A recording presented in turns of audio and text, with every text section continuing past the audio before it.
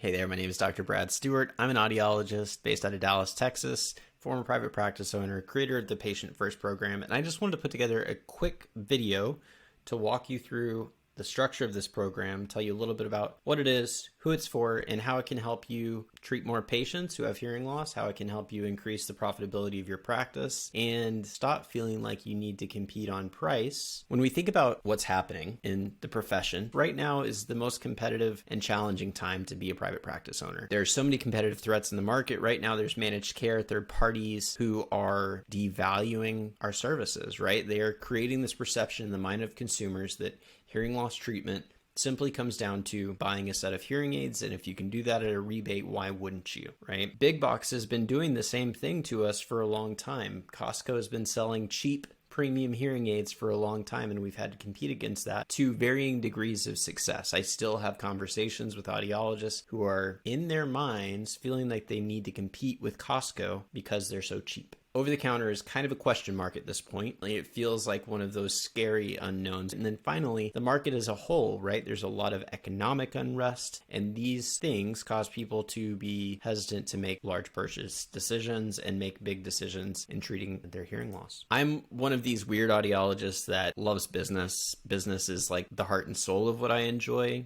I know most of you love patient care. After I sold my practice, what I envisioned was taking my business brain and pinning it onto hearing care providers' patient-centric parts and creating superpowers. I want to help you help more patients, and ultimately everything that I build is focused on that mission. When we think about what happens inside the consult room that causes patients not to move forward with care, there are a number of subconscious things that we as hearing professionals do that causes us to shoot ourselves in the foot and causes patients to walk out the door. These are four of the most common. Price-based selling tends to be subconscious. We tend to sell on price when we lack confidence in our pricing, when we lack confidence in our solutions, or when we have mindset issues around money, all of which come through to the patient. And it causes them not to move forward with you because if you don't have confidence in your solution, why the heck are they? Product-based selling is the next one. This one is insidious, and I think it's kind of a bad habit that a lot of us are in. We're in this habit of talking about hearing aids as the solution. We talk about when you show the placemat or you show all your treatment solutions, we tend to talk in technology levels. So a lot of our language and our communication is around this product. Well, if a patient comes to realize, hey, an Audeo 90 is like the perfect solution to fix my hearing loss, what's their next intuitive step? They're going to look for the cheapest place to buy that product, right? So we as audiologists and hearing care professionals, we need to be shifting that priority away from product towards service, towards rehabilitation, towards treatment and care. Third, persuasion-based selling. Most hearing professionals that I know, not all, there are definitely hearing professionals that are actively trying to be persuasive, some of which are actively trying to be manipulative. I'm not interested in working with people that want to do that sort of sales. But what actually happens in most clinics with most providers is less obvious because persuasion can take the form of education instead of, like, that's our agenda, right? Instead of deeply understanding their agenda and helping bring them alongside us, we try to like tug them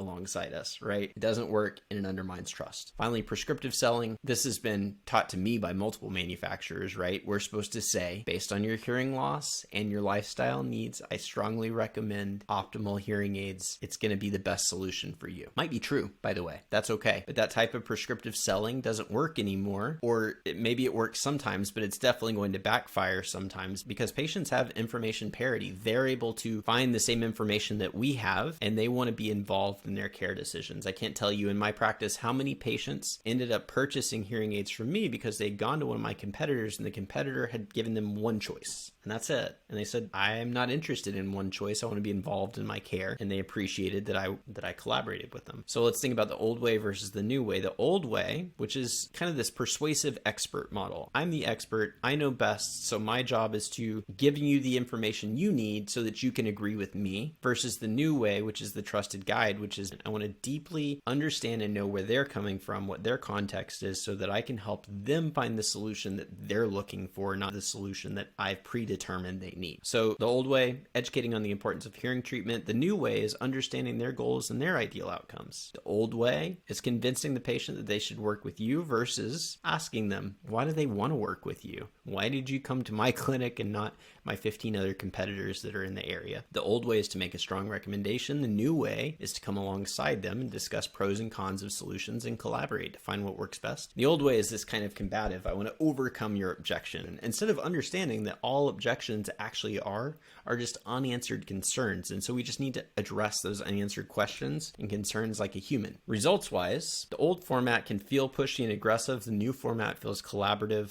The old way addresses objections after we've talked about treatment programs, which is one of the biggest reasons why conversions drop, is if we're running into objections after we discuss treatment, as opposed to the patient first format, which is uncovering the objections in a systematic way prior to ever talking about treatment solutions. In the old model, price sensitivity is a major hurdle. In the new way, we have this appointment choreography that guides patients to value your service and your expertise and understand this is a relationship and they're willing to invest in it. And finally, the old way is the way that's leading to half of patients walking out the door, which is what an average clinic experiences. In the new format, 70% are moving forward with care on average. What would that extra 20% gross revenue, top line revenue mean for your practice? It would probably be pretty meaningful. So let's talk a little bit about the actual structure of this program. So there are essentially 4 components to a successful sales system inside of an audiology practice. Appointment choreography. This is a structured appointment. If you have multiple providers, every single provider follows the same structure,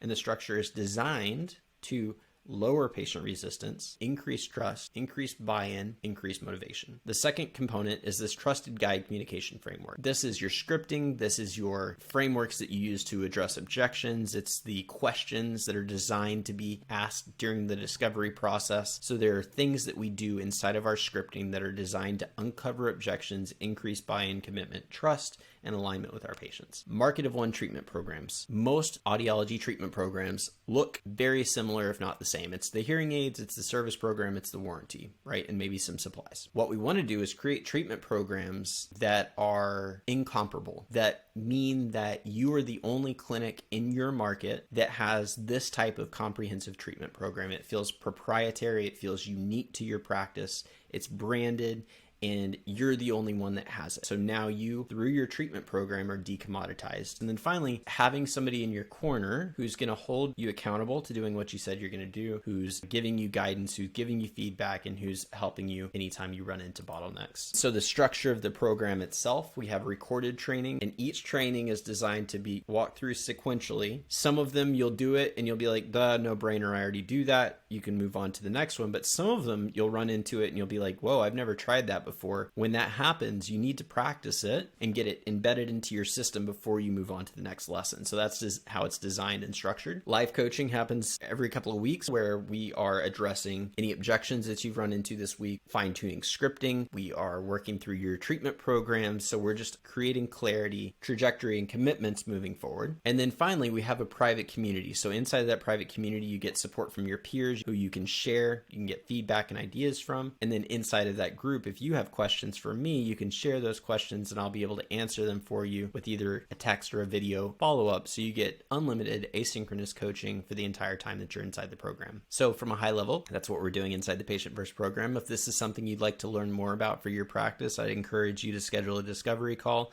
which you can do right down below. And I'd love to talk to you about what's happening in your practice and see how we can help. All right, hope to talk to you soon.